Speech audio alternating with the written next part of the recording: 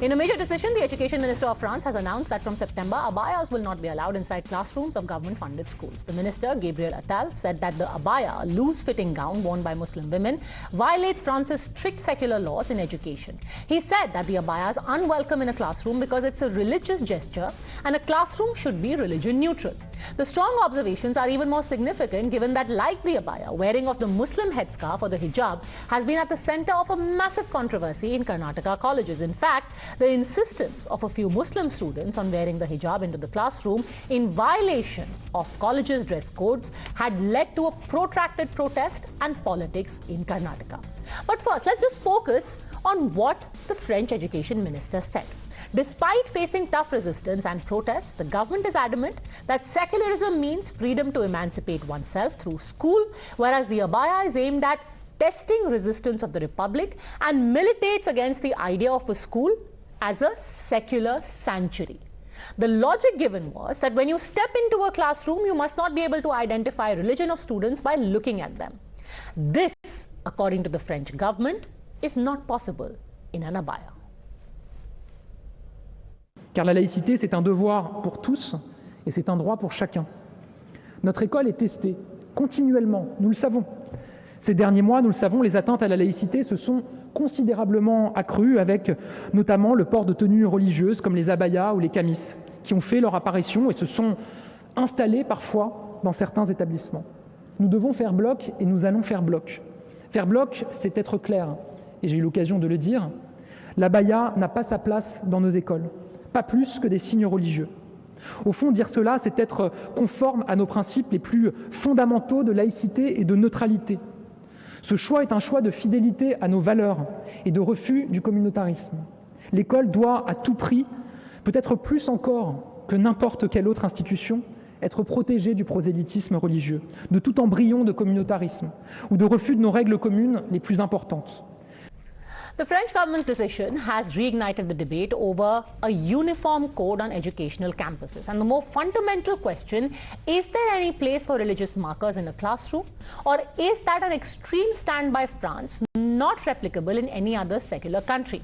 Can a veil be deemed a religious symbol in one country and be called a choice in another? In fact, just a day ago, a teacher in Indonesia partially shaved the heads of more than a dozen girls.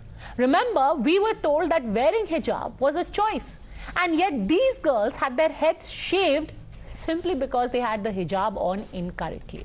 These girls were not given the choice to avoid the humiliation and the punishment. And all of this happened despite them wearing the headscarf. For the small crime of not wearing it properly, they were soundly humiliated. All right, joining us in India Upfront, we have Yasmine Mohammed, author and activist, Free Hearts, Free Minds, and somebody who's been very vocal about the veil and its imposition across the globe. Yasmine, I want to start by asking you your first thoughts about the ban on the abaya in French government-funded classrooms. I completely support it. I think France is a secular country and they are very unapologetically secular. They understand that secularism means not only the freedom of religion, but also freedom from religion. And as a young girl who was forced to wear hijab when I was attending school, I would have really appreciated for my country of Canada, which considers itself to be secular, to have also defended secularism and defended me as a young girl. So I completely agree with and applaud France's decision. Now, a lot of people would argue, going by the current definition of secularism, which is propagated across the world, that it entails everyone being allowed to practice their religion freely. Then isn't the ban on abaya actually against the principles of secularism, where Muslim girls say, or rather Muslim men are saying, that girls will not be allowed to practice their religion when they go to school? Secularism means that when I walk into a public school classroom in a secular school, I should not be able to tell by looking at the students what religion they practice. I shouldn't see a hijab, I shouldn't see abaya, I shouldn't see a cross, I shouldn't see a turban. I should see all children equally sitting there in a secular learning environment, there for educational purposes, not for any kind of religious purposes. It allows the students the freedom to learn in a religious-free environment. But again, France has rather an extreme version of secularism, if you will, whether it be, about cartoons of the Prophet or the other controversies that they've had about not even allowing the Sikh headgear in public, for example. In other countries, children, people would wear a cross in public. In India, for example, a lot of people would wear, a bangle, a kada, or they would wear a sacred thread. Muslim girls would wear a hijab or an abaya. How do you respond to that? Well, I live in France and I see hijabs all the time. I see turbans all the time. I see crosses all the time. This isn't about the society at large. This is about in a secular school. So in a publicly funded secular school, the school should be allowed to dictate that they do not want any religious garments to separate students from each other. So you had a similar issue in India where you also had schools that wanted their students to not be able to be just physically, visually, you shouldn't be able to differentiate between a Hindu student and a Muslim student and a Christian student. France is doing the exact same thing. They want freedom and equality for their students in these schools. Now, one could argue, since you live in Canada, there are members of parliament, there are ministers who are Sikh. They wear their turban even inside parliament. Isn't parliament a secular space? So Canada is very different from France. So if we're talking about France, the way that France defines secularism is different from the way that Canada defines it, is different from the way America defines it. So I used to live in Canada and I currently live in France. And one of the reasons why I did move here is because of their definition of secularism.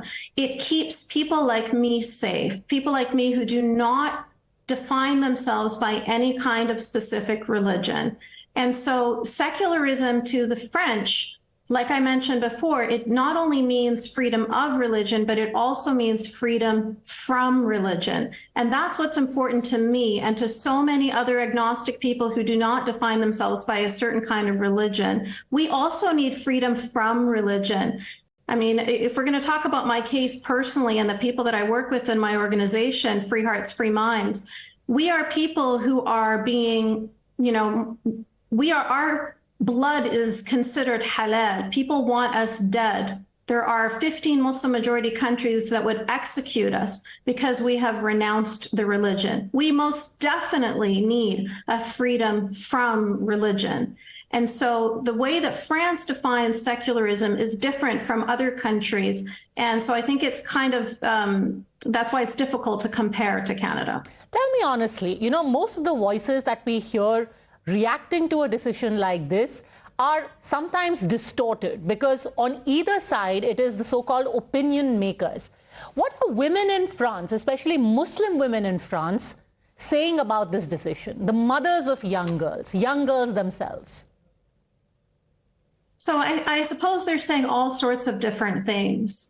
But, you have to remember that young girls are forced into hijab, forced into abaya at very young ages. And they are told in order for them to be clean and pure and good girls, they must dress like this. And the ones that do not cover themselves like this are considered dirty. So when the French school came up with this law was back in 2004, by the way. But what has happened is that Muslims, especially extremist Muslims, have been pushing and pushing and pushing.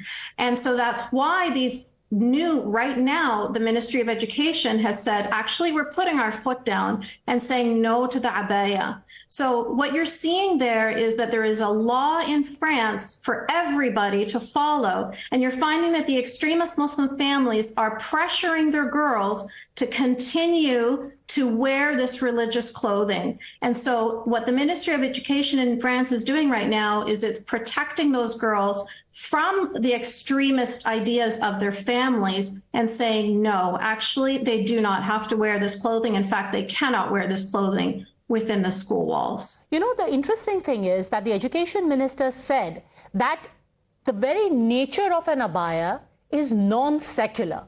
that seems to have raised hackles. How can a piece of clothing be non-secular?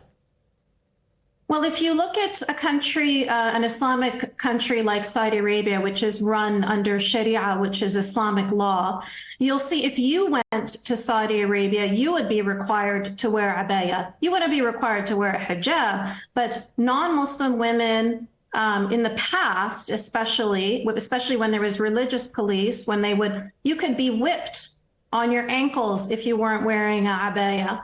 So it's kind of dishonest to try and pretend now that abaya suddenly has nothing to do with the religion and it's just cultural clothing. Which culture are we talking about, by the way? Are we talking about Tunisian? Are we talking about Moroccan? Are we talking about Algerian? Are we talking about Egyptian, Somali, Indonesian, Saudi Arabian? I could go on and on and on. There are 50 countries. And within each one of those countries, there are multiple different cultures. All of these people practice Islam. And a lot of women, not from more than those 50 countries of Muslim majority countries, also wear hijab or wear abaya and practice Islam. So which culture are we referring to? The point is that these girls are being made to wear this clothing because they are being coerced by their families to be modest so that they are not filthy like the non-Muslim girls. Some of the teachers who were featured in news documentaries from France also expressed worry that this could result in Muslim girls dropping out or at least moving away to private education from public schools. Isn't that a real danger? You know, there's always people that have to come up with the what if scenario where it's like, but then this could happen, and catastrophizing the issue. The point of the matter is France's business is to take care of their country's values. They have to stand steadfast. When they say we believe in secularism and we want all of our students to be learning, working in a safe, secular, non-religious environment, then they have to stay firm. And when there are other people that try to push and to pressure and to try and gain privilege by coming up with all sorts of different scenarios, it's not France's business to take care of every single little possible thing that could go wrong or that could happen. What's important to them is to stay steadfast with their values, and I absolutely respect them for that, because that is something that is very rarely seen these days. People have forgotten what the word integrity even means. So people in France still remember. Is this a choice about preserving your values and culture, or is this a political decision? Because in many countries, there will be activists, people who will link it to the rise of right-wing politics. Yes, of course they will. People call me racist. People call me Islamophobic. People call me right-wing, all because I'm trying to stand up for my freedom and the freedom of other women, men and women, LGBT, other people who are being persecuted in Islamic societies. So they slander us as well. That's what people do when they don't like what's being said. Then they just come up with insults in order to silence the opposition. It is meaningless. Well, people will come up with what-if scenarios. People will try and ascribe it to simply political motivations. But at the end of the day, the choice is for the women to make. Do they really want for it to be labeled as a choice, or do they actually want to make a choice about their liberty? Yasmine, as always, it's been a pleasure speaking to you. Thanks for being frank.